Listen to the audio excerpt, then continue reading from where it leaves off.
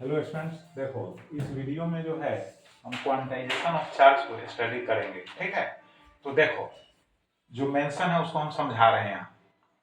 The smallest amount of negative जो charge होगा वह इलेक्ट्रॉन पर होगा, और फिर the smallest amount of positive जो चार्ज होगा, पॉजिटिव तो समझ रहे हो प्लस, निगेटिव जब बोल रहे हैं तो माइनस, तो the smallest amount of positive जो चार्ज होगा वह प्रोटॉन पर होगा। ठीक, अब देखो मैग्नीट्यूड जो होगा चार्ज का दोनों पर सेम होगा। अब हम प्रोटॉन पर जो चार्ज होगा उसको लिखेंगे प्लस स्मॉल ई से, और इलेक्ट्रॉन पर जो चार्ज होगा उसको लिखेंगे हम माइनस स्मॉल ई से। तो स्मॉल ई को हम कहेंगे एलिमेंट्री चार्ज, एलिमेंट्री चार्ज। अब जनरली जो है किसी बॉडी पर जो चार्ज है ना इंड्यूस होगा उसके लिए क्या फॉर्मूला होगा, तो Q is equal to plus minus N E होगा। क्लियर? अब देखो यहां लिखे भी हैं Q is equal to plus minus N E. अब एन का मतलब क्या हुआ, 1 2 3 4 तो लिखे ही है, इसका मतलब हुआ number of electrons transferred from one body to another, यानी कितने इलेक्ट्रॉन्स एक बॉडी से ट्रांसफर होकर दूसरे बॉडी पर जाते हैं, उस है ना, बस समझ उसकी संख्या है। क्लियर? ई जो है एलिमेंट्री चार्ज है, इसका वैल्यू हम बतला चुके हैं, कितने बार बोल चुके हैं। क्लियर हो गया कि नहीं?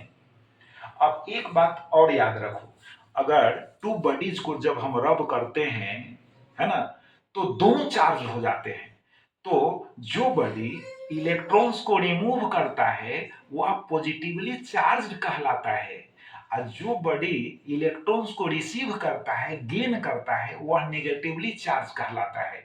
तो पॉजिटिवली चार्ज बॉडी का मास जो होगा, समझ गए ना, पॉजिटिवली चार्ज बॉडी का मास, है ना, पहले की अपेक्षा नहीं, जब वह न्यूट्रल में था, जब वह न्यूट्रल बॉडी था उसके रिस्पेक्ट में जो होगा घट जाएगा, डिक्रीज कर जाएगा। जो निगेटिवली चार्ज बॉडी है, समझ गया ना, उसका मास अब टिल नाउ, अब जब न्यूट्रल था, है ना, उसके रेस्पेक्ट में बढ़ जाएगा। आप कहोगे सर घट रहा है बढ़ रहा है कैसे, तो इलेक्ट्रॉन्स का ट्रांसफर हो रहा है, तो इलेक्ट्रॉन्स के निकलने से मास रिड्यूस हो गया, डिक्रीज कर गया, इलेक्ट्रॉन्स के इस पर पहुंचने से मास इंक्रीज कर गया।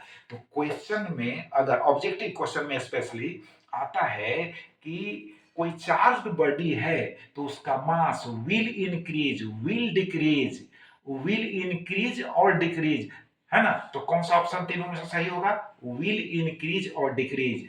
जब कहे कि बॉडी केवल चार्ज है तो इससे तो क्लियर नहीं हो रहा है कि बॉडी पॉजिटिवली चार्ज है कि नेगेटिवली चार्ज है, तो विल इंक्रीज और डिक्रीज, बढ़ भी सकता है घट भी सकता है, यानी बढ़ जाएगा या घट जाएगा। लेकिन जब कहे कि पॉजिटिवली चार्ज है तो बॉडी का मास जो है विल क्या होगा, डिक्रीज, और जब कहे कि नेगेटिवली चार्ज है तो बॉडी का मास विल क्या होगा, इंक्रीज। क्लियर हो गया? अब चलिए क्वेश्चन है, how many electrons can a body remove to have, है ना, +1 कूलम ऑफ चार्ज, यानी 1 कूलम चार्ज, +1 कूलम चार्ज किसी बॉडी के ऊपर अगर इंड्यूस होगा तो वह कितने इलेक्ट्रॉन्स को रिमूव करेगा। तो देखो ठंडा है, प्लस माइनस का झमेला फॉर्मूला में से भी हटा दो, क्वेश्चन में से भी हटा दो, सिर्फ लिखो Q is equal to N E, plus पर ना ध्यान देना ना माइनस पर, Q is equal to N E, तो एन इज इक्वल टू हो गया Q अपॉन ए, है ना, Q का वैल्यू 1 कूलम है, E का वैल्यू इतना है, इसको सोल्व करेंगे तो आ जाएगा 6.25 इंटू 10⁻18 इलेक्ट्रॉन्स। इसका मतलब है कि बॉडी जब इतने इलेक्ट्रॉन्स को ट्रांसफर करेगा तो उसके ऊपर +1 कूलम चार्ज होगा, और इतने इलेक्ट्रॉन्स जब दूसरे बॉडी पर ट्रांसफर होकर जाएगा तो उस पर जो चार्ज इंड्यूस होगा -1 कूलम चार्ज इंड्यूस होगा। क्लियर हो गया? रफली हम इसको लिख सकते हैं 6 इंटू 10⁻18 इलेक्ट्रॉन्स रफली लिख सकते हैं। अब नेक्स्ट क्वेश्चन देखो, लाजवाब क्वेश्चन है, कहता है calculate the number of electrons and protons in 200 gram of pure water and also find the total positive charge. देखो प्योर वाटर का अमाउंट कितना दिया हुआ है, 200 ग्राम है, तो 200 ग्राम प्योर वाटर का अमाउंट है, उसमें कहता है कि number of electrons and number of protons कितने हैं। अरे भाई जितने नंबर ऑफ इलेक्ट्रॉन्स होंगे उतने ही नंबर ऑफ प्रोटॉन्स होंगे। क्लियर है? तो हम उसको निकालने के पहले देखते हैं कि मॉलिक्यूलर मास कितना है H2O का। तो H2O का मॉलिक्यूलर मास जब निकालोगे, ठीक, तो कितना ग्राम आएगा? तो आएगा 18 ग्राम। कितना आएगा? 18 ग्राम आएगा। अब कैसे आएगा? तो देखो, हाइड्रोजन का हो गया ट्वाइस, हो गया 2 हो गया, प्लस हो गया ऑक्सीजन का एटॉमिक नंबर जो होता है, परमाणु संख्या 8 होता है, तो ट्वाइस हो गया, तो 16 हो गया। तो 16 प्लस 2 18 ग्राम हो गया। क्लियर हो गया? तो एक मॉलिक्यूल, अब समझो H2O है ना, मॉलिक्यूलर फॉर्मूला है वाटर का, तो एक मॉलिक्यूल का जो मास हुआ वह 18 ग्राम हो गया। अब देखो, इलेक्ट्रॉन्स प्रोटॉन्स देखना है, तो देख लो, हाइड्रोजन में एक इलेक्ट्रॉन, हाइड्रोजन एटम एक इलेक्ट्रॉन होते हैं, एक प्रोटॉन होते हैं, तो दो है, तो दो इलेक्ट्रॉन्स और दो प्रोटॉन्स हो गए। बात समझ गए? ऑक्सीजन का एटॉमिक नंबर 8, तो 8 इलेक्ट्रॉन्स हो गया, 8 प्रोटॉन्स हो गया। तो अगर इलेक्ट्रॉन्स को आप बोलते हो तो 8 प्लस 2 कितना हो गया? 10, तो 10 इलेक्ट्रॉन्स होंगे और 10 प्रोटॉन्स, यानी वन मॉलिक्यूल H2O जो है उसमें 10 इलेक्ट्रॉन्स एंड 10 प्रोटॉन्स। क्लियर हो गया?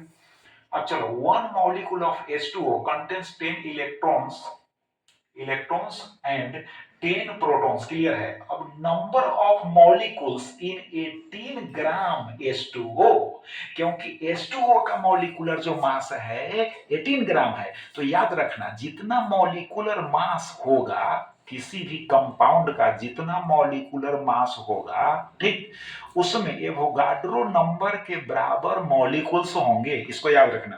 बात समझ गए? तो 18 ग्राम है, 18 ग्राम है, तो 6.023 into 10 to the power 23 molecules होंगे। क्लियर? अब 1 ग्राम में यूनिटरी मेथड से बना दिए, एक एक नियम से, तो 1 ग्राम में, 1 ग्राम में कितना होगा? तो 6.023 into 10 to the power 23 upon 18 हो गया।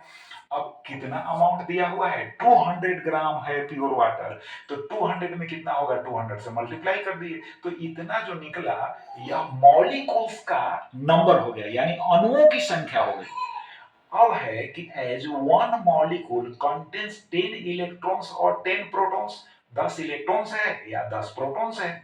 तो अब देखो, मेरे पास मॉलिक्यूल्स कितना? इतना मॉलिक्यूल्स है, तो एक मॉलिक्यूल में 10 इलेक्ट्रॉन, तो या प्रोटॉन भी 10, तो इतने मॉलिक्यूल्स में कितने प्रोटॉन्स होंगे या इलेक्ट्रॉन्स? तो 10 से गुना कर देंगे, तो 10 से गुना कर दिए तो निकल गया प्रोटॉन्स की संख्या। ठीक, प्रोटॉन्स की संख्या, तो इलेक्ट्रॉन्स की संख्या भी उतनी ही होगी, तो प्रोटॉन्स की संख्या हम निकाल ली। अब प्रोटॉन्स की संख्या तो यहां निकल गया। अब कहता है कि टोटल पॉजिटिव चार्ज, अरे भाई इतना प्रोटॉन्स मेरे पास है और वन प्रोटॉन पर इतना चार्ज होता है 1.6 into 10 to the power minus 19 coulomb.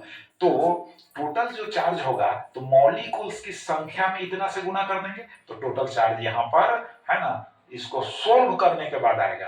अभी कैसे सोल्व हुआ सो समझ लो जरा, इस प्रोसेस को समझ लो।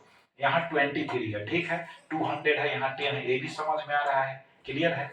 अब देखो यहाँ 26 कैसे लिखे, तो डबल जीरो है और यहाँ एक जीरो है, तो ट्रिपल जीरो हो गया, तो 3 यहाँ यानी 3 ऐड कर दिए, तो कितना हो गया? 26 हो गया, ये 2 हो गया, यहाँ तो समाप्ति है, तो 2 हो गया और नीचे 18 है, तो 9 टू जा हो जाएगा कितना, यानी 9 टू जा हो जाएगा 18, तो यहाँ 9 होगा। ठीक, तो 9 यहाँ लिखे हैं, 2 कैंसिल हो गया, यहाँ 1.6 है। ठीक है, तो नीचे हम 10 देंगे तो है ना 16 हो जाएगा, तो यहाँ 16 लिख दिया, 10 देंगे तो यहाँ कट जाएगा एक जीरो, तो 25 हो जाएगा। ठीक, अब 25 है और यहाँ 19 है, माइनस में है, तो घटा देंगे तो कितना बचेगा? 6 हो गया। अब इसको गुना कर लेना है और 9 से डिवाइड करेंगे, फिर पावर को एडजस्ट करेंगे तो आ जाएगा 1.07 into 10 to the power 7 coulomb. तो इतना total positive charge find out हो गया। क्लियर हो गया? तो इस तरह से हम क्वेश्चन को सोल्व कर सकते हैं। बात समझ गए? तो इसको रिवाइज करो, फिर नेक्स्ट वीडियो में नेक्स्ट टॉपिक के साथ मिलेंगे। Thank you.